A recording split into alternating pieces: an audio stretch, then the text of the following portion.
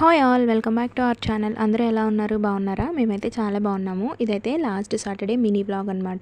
ఈ మినీ బ్లాగ్లో నేను మా చెల్లి వాళ్ళ ఇంట్లో జరిగిన 7 శనివారాల వ్రతం చూపించబోతున్నాను. మా చెల్లి 7 సాటర్డేస్ వ్రతం చేసుకుందనమాట. వ్రతం అయితే చాలా బాగా జరిగింది. 7 వారాలు కంప్లీట్ చేసేసుకున్న తర్వాత 7వ వారం మమ్మల్ని అందరినీ కూడా ఇన్వైట్ చేసిందనమాట. 7వ శనివారం పూజ కంప్లీట్ చేసుకున్న తర్వాత 7 మందికి తాంబూలం ఇచ్చుకుని అయిన వాళ్ళకి భోజనాలు పెట్టుకుని బట్టలు పెట్టుకుంటే చాలా మంచిదంట. సో అందుకని చెప్పేసి మమ్మల్ని అందరినీ పిలిచిందనమాట. పిలిచిన వాళ్ళందరూ వచ్చారు. పూజ బాగా జరిగింది, భోజనాలు బాగా జరిగాయి. అయితే నేను ఇదంతా ఫుల్ వ్లాగ్ తీద్దాం అనుకున్నాను, కానీ చుట్టాల హడావుల్లో ఫుల్ వీడియో తీయడం అవ్వలేదు. సో అందుకని ఇలా చిన్న మినీ బ్లాగ్లో చూపిస్తున్నాను.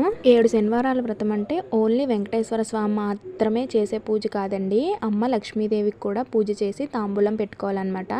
తాంబూలంలో సారీ పెట్టుకోవాలి. సారీ, గాజులు, ఇంకా తాంబూలంలో ఏమైతే పెడతామో అవన్నీ లక్ష్మీదేవికి పెట్టాలి. అలాగే స్వామివారికి పంచ కండువా పక్కన పెట్టుకుని ఈ పూజ అంతా కంప్లీట్ చేసుకోవాలి. ఈ 7 శనివారాల వ్రతానికి ఫస్ట్ 6 సాటర్డేస్ 7 రకాల ప్రసాదాలతో పెట్టుకుని పూజ చేసుకోవచ్చు. కానీ ఆఖరి వారం మాత్రం కొంచెం మన స్తోమతకి తగ్గట్టుగా 7 రకాల ప్రసాదాలు 7 చొప్పున పెట్టాలన్నమాట. అలాగే స్వామివారికి కంప్లీట్గా భోజనం పెట్టాలన్నమాట.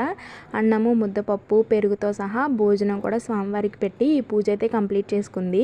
ఇలా ఈ పూజ అనుకున్న దానికంటే చాలా బాగా జరిగింది. ఇలా పూజ అంతా పూర్తయిపోయిన తర్వాత తాంబూలం ఇవ్వాలి కదా. సో అయిన వాళ్ళందరికీ బట్టలు పెట్టుకుందాం అనుకుంది కాబట్టి 7 మంది ముత్తైదువుల్ని బయట వాళ్ళని పిలిచి తాంబూలం అయితే ఇచ్చింది. అసలు ఎక్స్పెక్ట్ చేయలేదండి పూజ అయితే ఇంత బాగా జరుగుతుందని. పూజ చాలా బాగా జరిగింది. మాలో ఎవ్వరు కూడా 7 శనివారాల వ్రతం చేసుకున్నది లేదు.